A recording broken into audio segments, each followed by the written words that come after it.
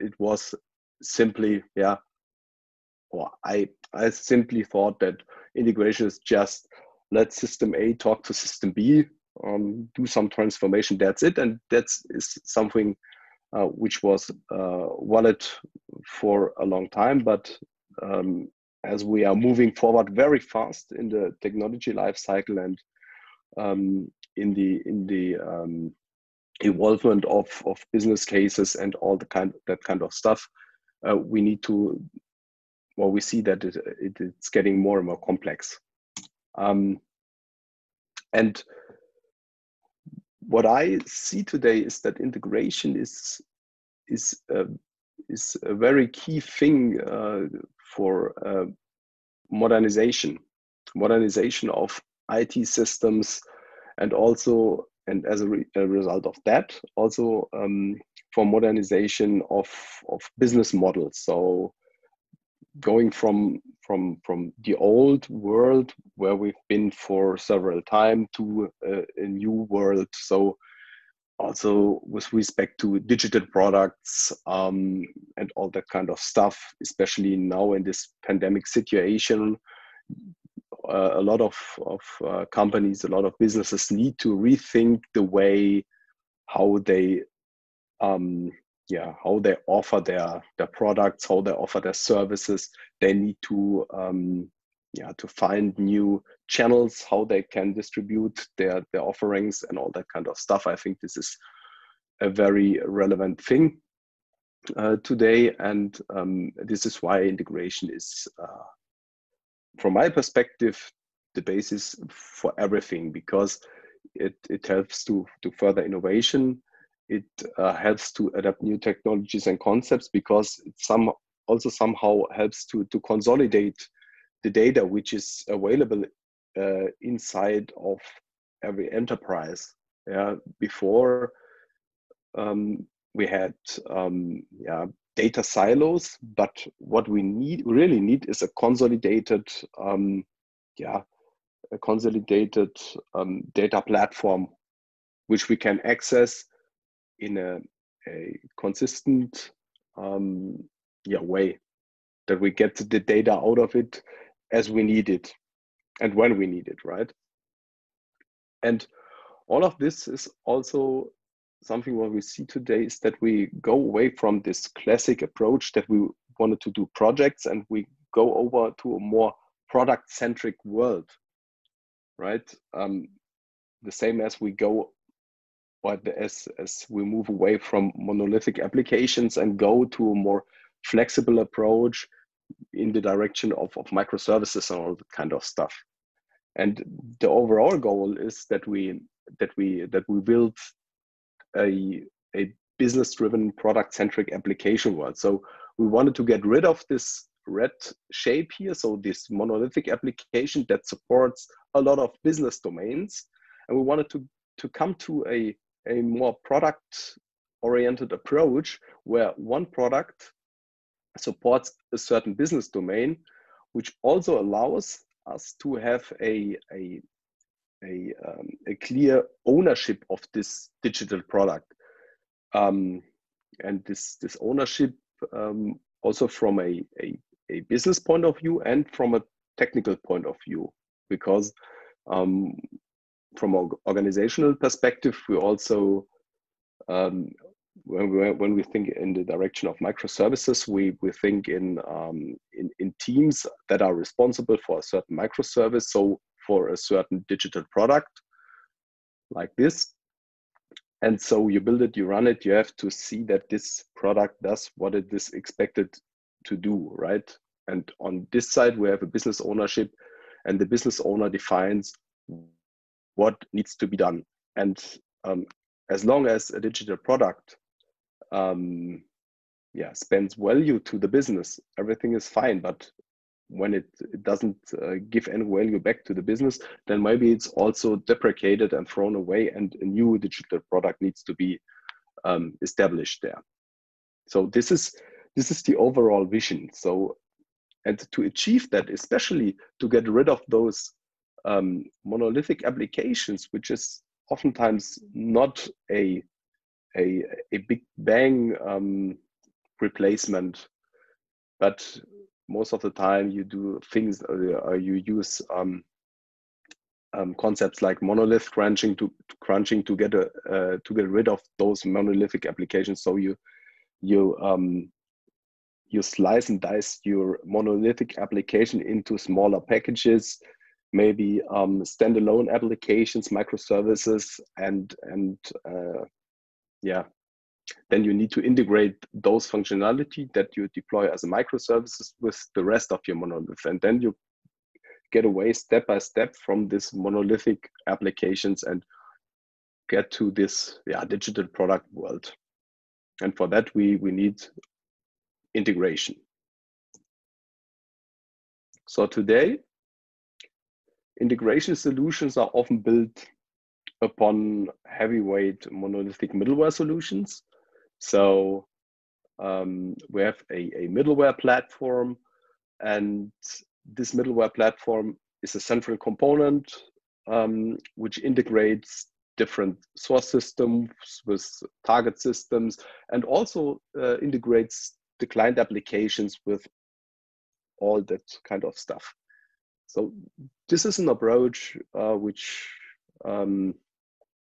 we did for a long time, which was also valid. But as time moves on, when I started 13 years ago, it was perfectly fine. It met the requirements we were expected to deliver, and we built a lot of SOA style application architectures those days. So we looked into things like interoperability, that we provide standard-based interfaces, SOAP interfaces, web services was a big thing those days. We decoupled, or we loosely coupled those services using the interfaces, and reusability was a key thing, so that we don't build duplicated functionality, right? And also that we consolidate the data, that we have a single source of truth, don't duplicate data into different data stores and all that kind of stuff. So the overall goal was to create a canonical data model. To be honest, until now, I've never seen a canonical data model in the wild working properly, because it's simply too complex to implement. And where we were, the key aspect we were focusing on was system-to-system integration. So just let system A talk to system B, as I said before. The good thing is that that integration, or implementing integration, is based on patterns. So we have patterns like a content-based router. We have patterns like filters, like transformers, and all that kind of stuff. Those are all patterns defined by in a book by Gregor Hope and Bobby Wolf, which is still valid, right? Because the patterns do not change. What is changing, and changing very fast, is the technology, and also the requirements and the use cases. So if we look into the architecture, we had this monolithic ESB solution, which is a lot of infrastructure stuff. We have all these applications which we wanted to integrate, and we have just a small amount of integration logic. But as an integration developer, one key thing was to also understand the underlying infrastructure. So you need to be an expert if you wanted to implement an integration on those monolithic heavyweight platforms, that you exactly know what how the platform works, which technologies you can use to implement those solutions, and all that kind of stuff. So it was a lot of expert knowledge you needed to implement integration solutions on this platform. And this is something, from my perspective, which we need to rethink. On the one hand, we need to rethink the platform, and on the other hand, we need to rethink the use cases, because it's not simply system-to-system integration, as we will see in the following slides. And challenges of this integration solutions today, as we were building everything upon a ESB solution like Oracle Service Bus or TIBCO or software web methods or whatever, was that we had this hammer of enterprise service bus, and then everything, every problem looks like a nail. So we used our hammer, and then we used it to put the nail in the wall or somewhere else. But that's a problem if we don't have a nail, but we have a screw, right? Because then you cannot use a hammer. But it was simply not possible, because you have this enterprise service bus, and if you talk to a customer, hey, this problem you have is not a real integration problem. Maybe it's because it's a IoT or a data integration problem, and we need to use a data integration tool or something like, oh, no. We have this enterprise service bus, and we can also use this for that. Now, this, on the one hand, causes problems when you run those workloads over a ESP solution. And since it was one big platform with just one JVM, it also influences all other integrations deployed to this enterprise service bus solution, right? And that those are some challenges which are around today, which we also need to consider when we build integration solutions. And this is also a thing why I think that we need more flexibility from a technology choice point of view, and also from a platform point of view. We also need to consider that we have different aspects which we need to cover, because things like security, which is a first-class citizen nowadays, things like cloud, IoT, which also causes different workloads which we need to handle within our landscape, and also microservices and APIs and serverless workloads. Those all are things that we cannot couple, which we cannot address accordingly using the classic integration platforms we know from years before. And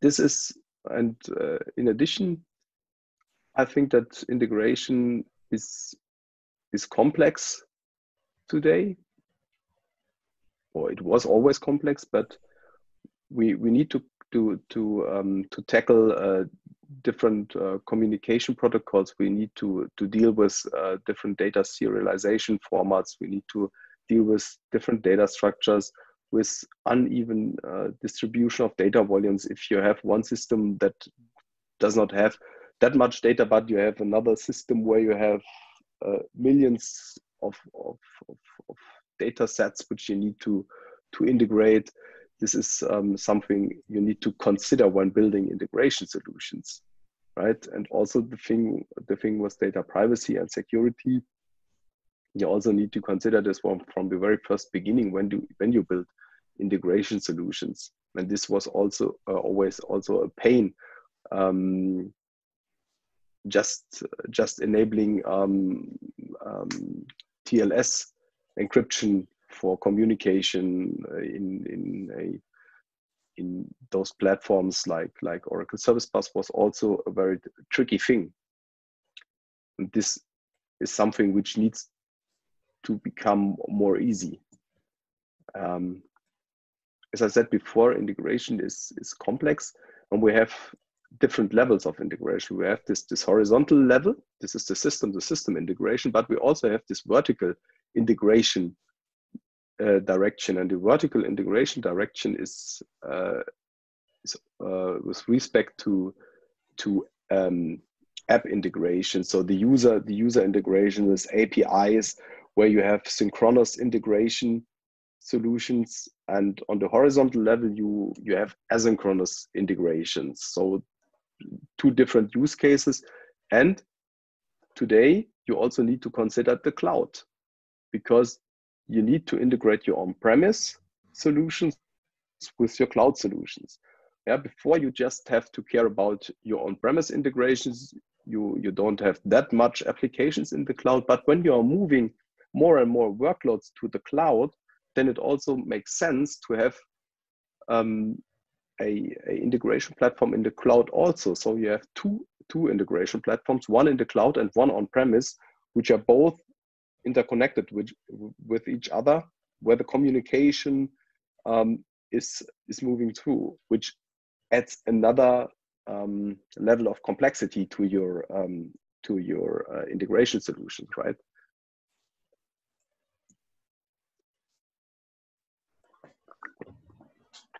So some architectural considerations when it comes to when we wanted to start with new integration solutions. As already stated, when we wanted to build modern integration solutions, we should take care that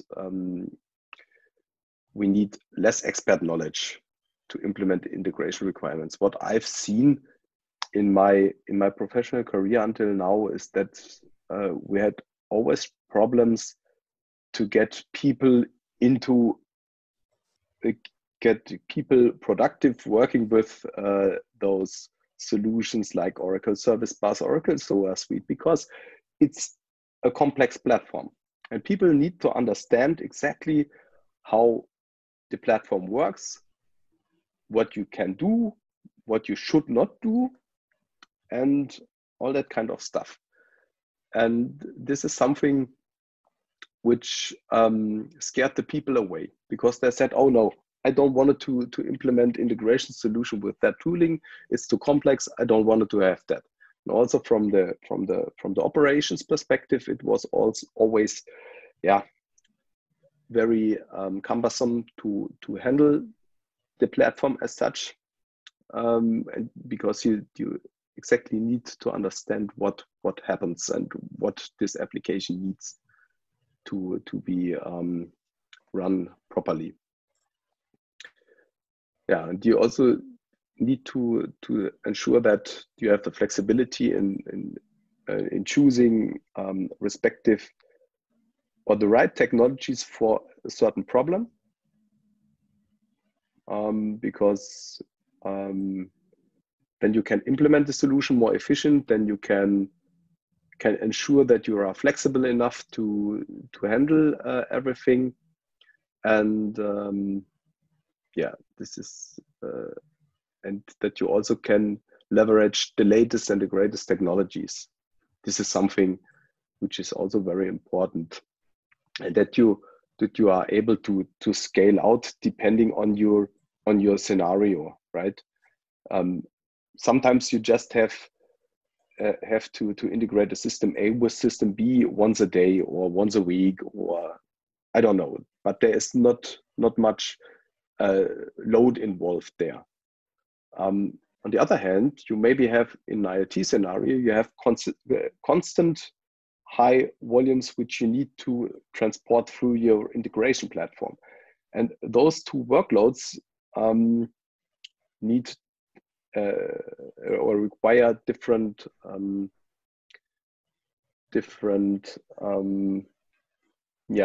solutions, and you need to be able to choose the right technologies to address those things, and you also need to have an efficient resource consumption. So not just to, as I mentioned before, if you have a batch processing once a day, once a week, then you need to ensure that the resource consumption just happens if you have traffic over a certain integration. But if it does nothing, then it shouldn't also consume anything, right? So building sustainable, flexible integration solutions. These are some postulates which we think, or which I think are very important, and which I saw in the wild. When you build integration solutions today, you need to keep in mind that the world is potentially hybrid. So you have on-prem workloads, you have cloud workloads. You also have multi-cloud workloads, which will become the rule, right? So you need to think, how can I integrate my cloud world with my on-prem, and how can I integrate one cloud vendor with the other? For example, Microsoft and Oracle together with my on-prem stuff. Another thing is that I think that even integration solutions should be built cloud native today. So containerized, having APIs, and also consider that security is considered from the very first beginning, and not at the end when, oh, oops, I forgot to add security requirements, as we did a long time before. So the solution strategy, from my perspective, is that key elements of a modern integration solution is that we have to address the vertical direction of integration. So from the UIs to the backend systems, that we have something like an API gateway and an API management tool set. On the horizontal layer, when it comes to system integration, and we wanted to do it this asynchronous, there we need something like an event hub, Kafka, or OCI streaming, something like that. Then we need basically ESB functionality, but not this heavyweight ESB functionalities that we had before, but we need some lightweight ESB solution which is capable of depicting use cases like message transformation, routing, filtering, and all that kind of stuff. So depicting the basic integration patterns I mentioned before. And then we also need something like an iPaaS solution. So when it comes to cloud or cloud to on-prem integrations, so like Oracle Integration Cloud is an example for an iPaaS solution. And another thing which is very important is that the integration platform as such is observable.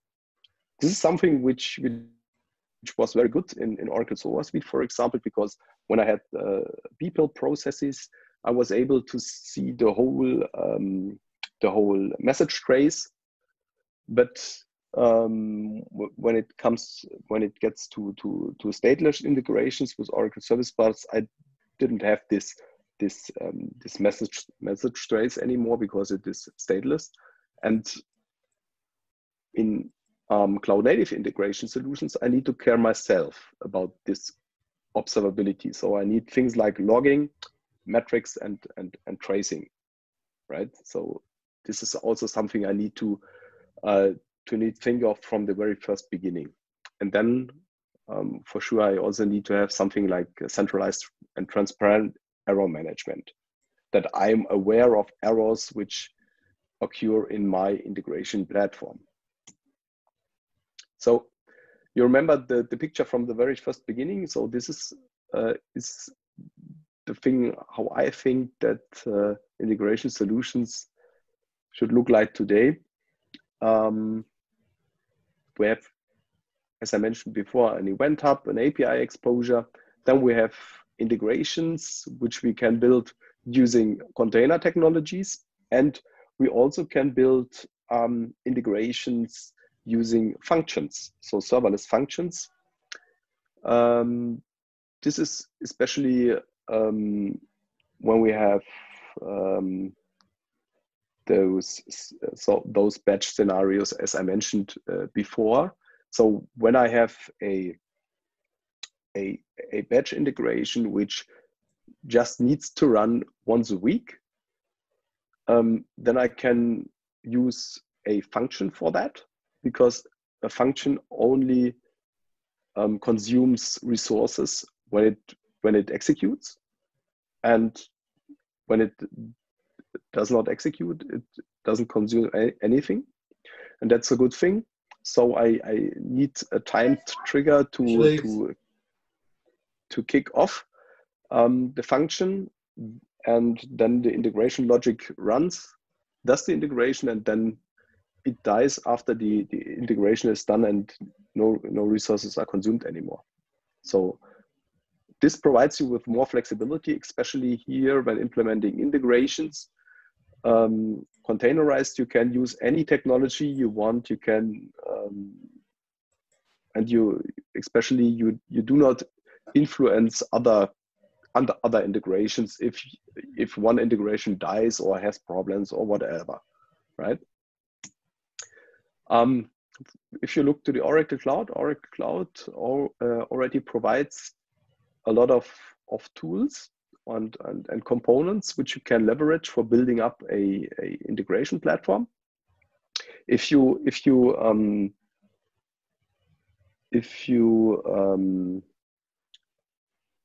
structure your components in different tiers, we have an API exposure tier where you have OCI API gateway on the one hand to depict API management capabilities, but you also can use OCI Web Application Firewall to depict things like WASP 10 protection and all that kind of stuff. So this is a good double team to expose functionality to the outside world to allow partners to access your functionalities, your APIs, and also to use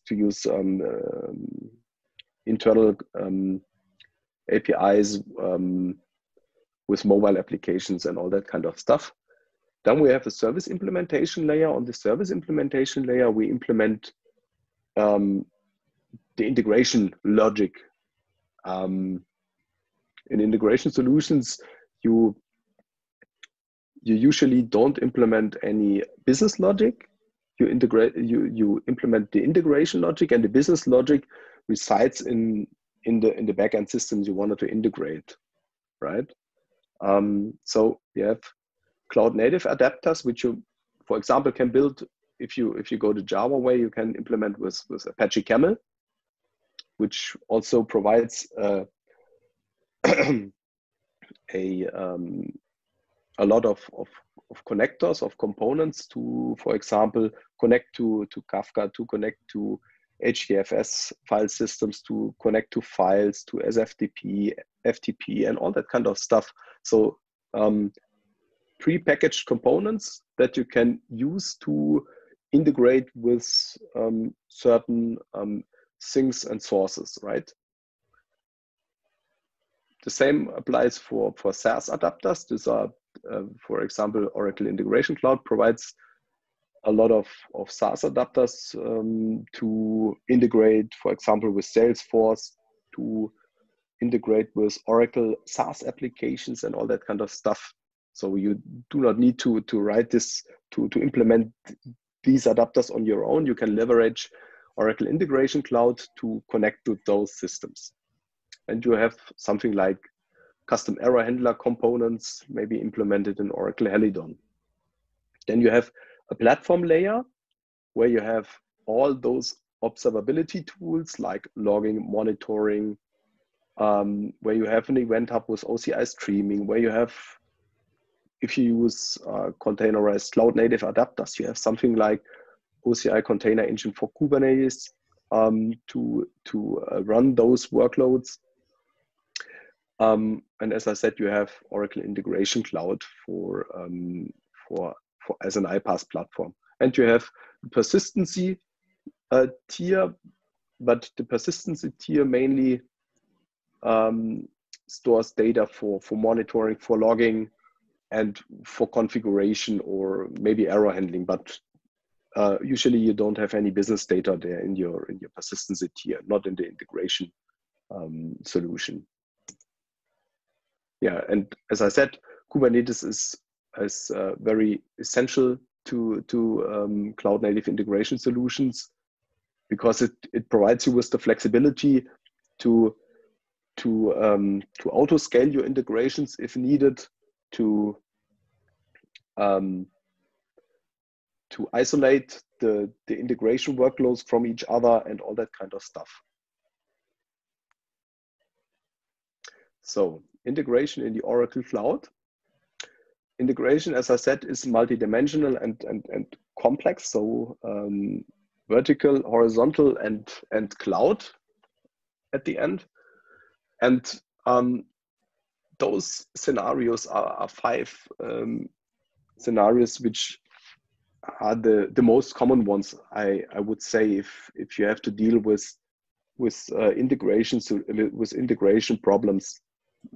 Maybe out in the wild there will be even more, but those are the 5 common areas where you have to deal with.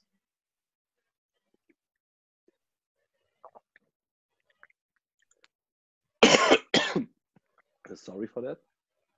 So on the vertical API-led integration level, we have a synchronous interaction pattern, because we have to deal with user-centric API, or with APIs and user-centric design. We need to follow an API first approach to ensure that an API is usable and intuitive, because in more advanced use cases we also wanted to monetize our APIs for potential consumers and all that kind of stuff.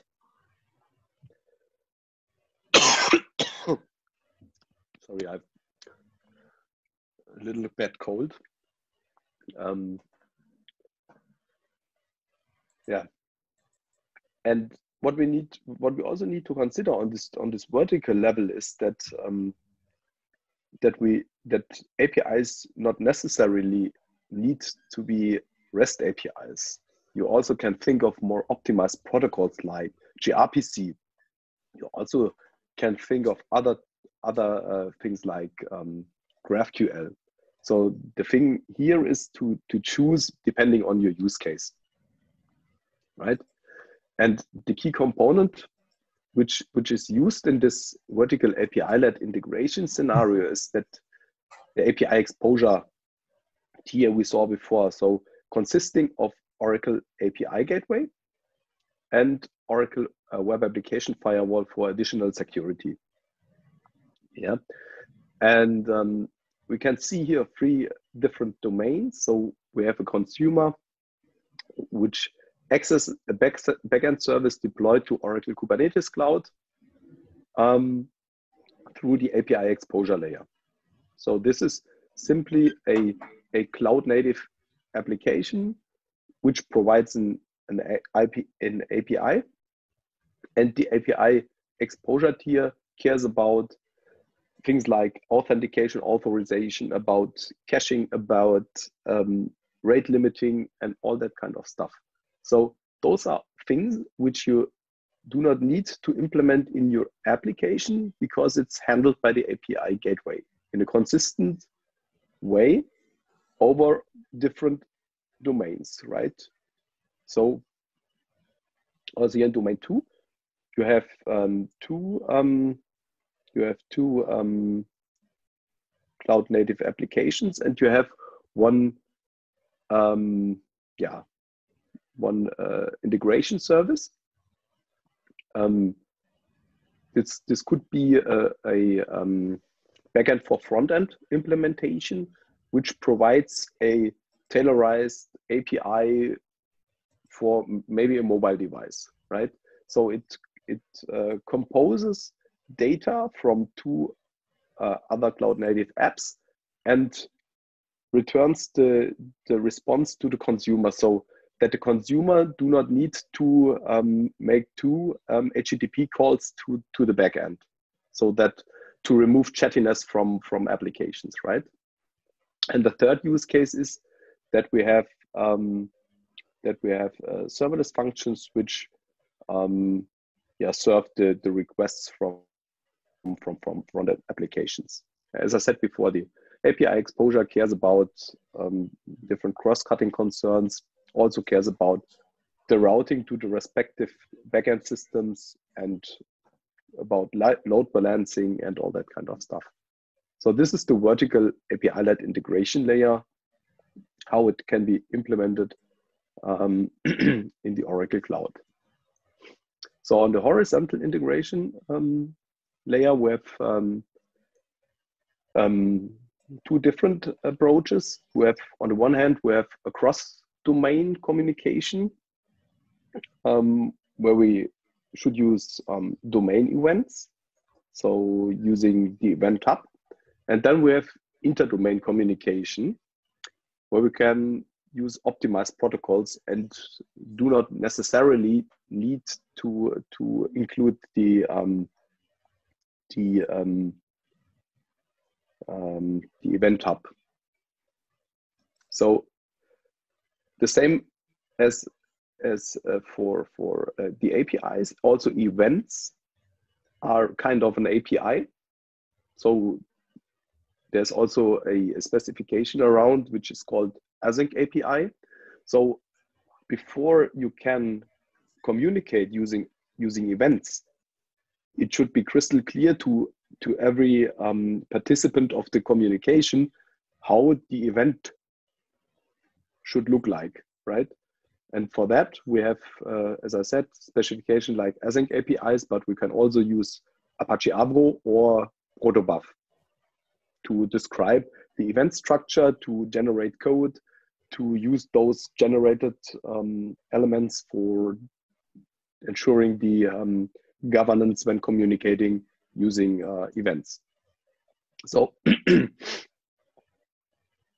we have two domains, and this is the cross-domain communication. So this integration service publishes an event when some data is changed here, for example. It publishes an event, data set changed. Then in the other domain, which is interested in this change, we have a service which consumes the event and then updates the data set in the business service. And as we are here in an interdomain communication, because also in this domain the network is not reliable, so we need to ensure the connectivity of those two services. We can introduce patterns like service mesh to make the communication more reliable inside this domain, right? And we can then also use different optimized protocols for inter-domain communications like gRPC, so that we do not need to communicate using HTTP there. And the OCI services of interest here is Oracle Kubernetes Cloud, then for sure the Oracle Cloud Infrastructure Registry, where we can deploy our Docker images to, and OCI streaming. Closed app integration. So this is basically the classic integration, work system to system integration, where we need to ensure the connectivity from closed applications like SAP or JD Edwards on-prem to other systems. maybe those closed apps don't provide any REST interface, so we need to expose functionality. For example, for SAP, we can use a sub-JCO Java library to expose functionalities to the outside world, and then we need to provide this connectivity to those systems. So as we see here, we have two closed apps or commercial off-the-shelf applications, and we wanted to expose functionalities from those systems to a consumer. Then we have an integration service which connects to the backend system, exposes functionalities from the backend system to the consumer using the API exposure, as we've seen before in the API-led integration scenario. But it is also possible that I wanted to integrate those two systems, so the two closed apps. And this can also be done using those services, using an event hub, because we have a cross-domain integration. And maybe when we have a batch processing, we can use or leverage the power of functions. So, for example, to get data from object storage or somewhere else, when a new object is placed into object storage, we can trigger a function and inform the other services that a new document has been uploaded or something like that. So it's very flexible and combines also the things we have seen before, right? Very powerful. And then another use case is data ingestion, so change data capture, which is a very specific integration scenario, but it gets more and more important. So we have a one-way integration, so a specific data integration case from let's put it that way. And characteristic for this integration case is that we have a massive amount of data which needs to be transported from the source to the target, right? And maybe we need also to apply data transformations from the source to the target system. So how can we do that in the Oracle Cloud? Let's say we have Oracle database or Oracle Autonomous Database, then we can use Oracle Golden Gate to capture the respective change events, and then we can put those change events in Event Hub, and then we have different consuming applications that are interested in those changed data events, and yeah, they can register on the Event Hub and yeah, then process the respective change events to the appropriate systems, like here to another closed application or to a cloud native application, right? Then last but not least, we have SaaS integration cases. And here we need also to consider two different cases. We need to consider, on the one hand, the cloud-to-cloud integration. On the other hand, we need to consider the cloud-to-on-prem integration, which is the more important one for most of the enterprises today, because most workloads are still on-prem today. And if you wanted to implement cloud-to-cloud integration use cases, you just need an iPaaS platform like integration platform as a service like Oracle Integration Cloud. Then you can connect the SaaS System 1 to SaaS System 2.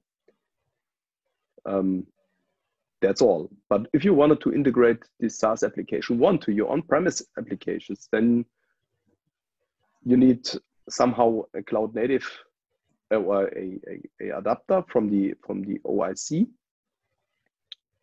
which then publishes the data or processes the data to your on-prem world. This can be done maybe using API exposure on the on-prem world, which is able to receive the requests from the cloud, or you leverage the on-prem agent from the Oracle Integration Cloud, which you can simply install here in your DMZ, and then making this integration platform connecting to your on-premise world.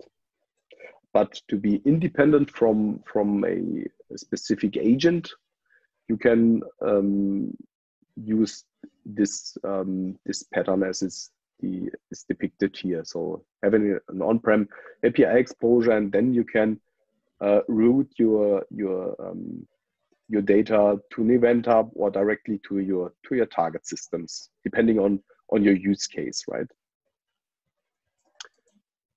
So that's a lot of things which you can do which we can do in the integration space using Oracle integration, Oracle cloud services. The key thing is, what I wanted to say is that what we've done so far in the integration space was not bad at all, because we had good solutions which were usable, which was appropriate for the requirements and all that kind of stuff. But as time moves on, we need to rethink.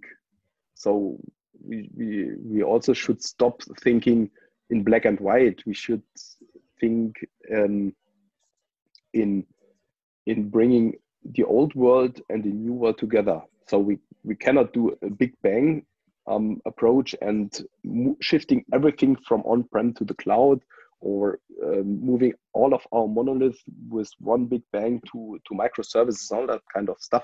We need a coexistence, and that is the key thing. And for this coexistence, to support this, to bring this together, we need integration, right? And the good thing is that the technology and some concepts are constantly evolving, but the patterns for integration, those stay the same, and we have a lot of technologies that support those integration patterns.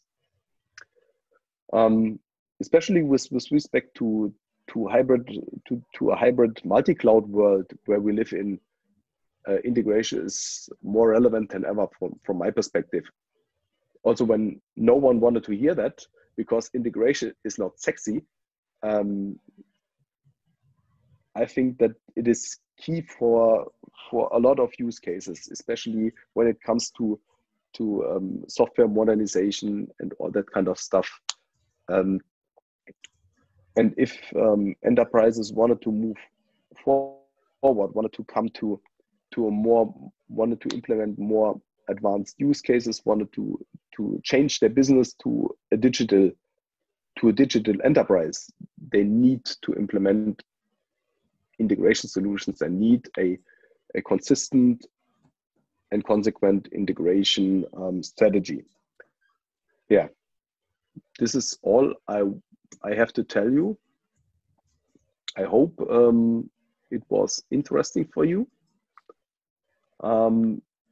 Any questions so far?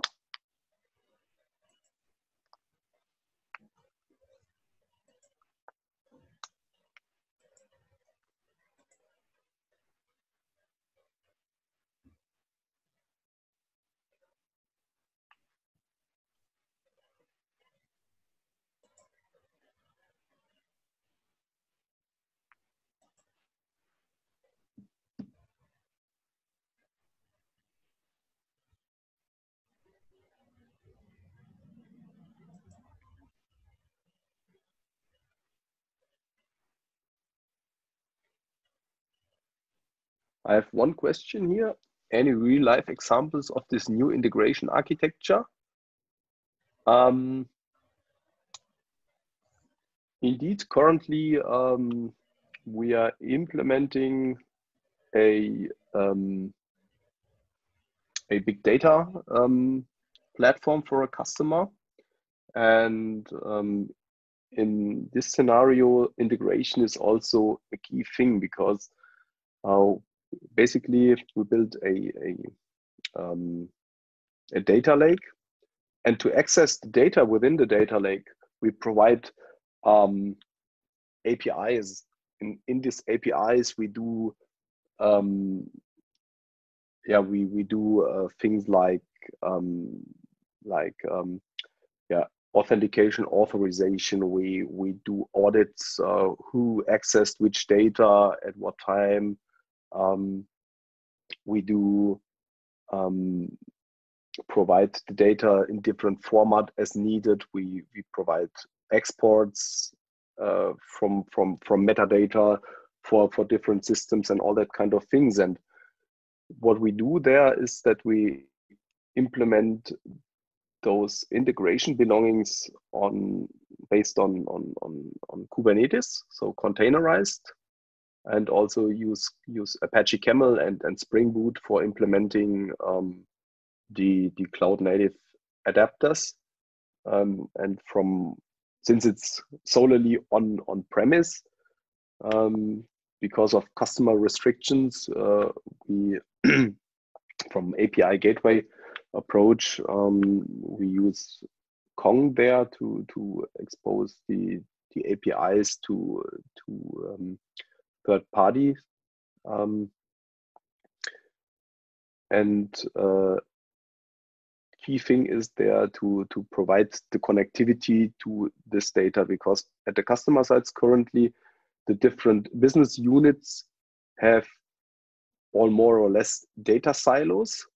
And if they wanted to know something from another business unit, they have to talk to each other, but they cannot bring all the data together and analyze it at once. And this is something they wanted to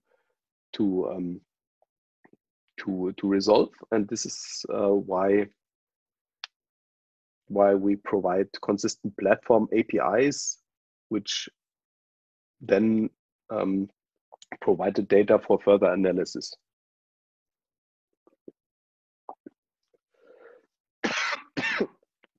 But that's just one example.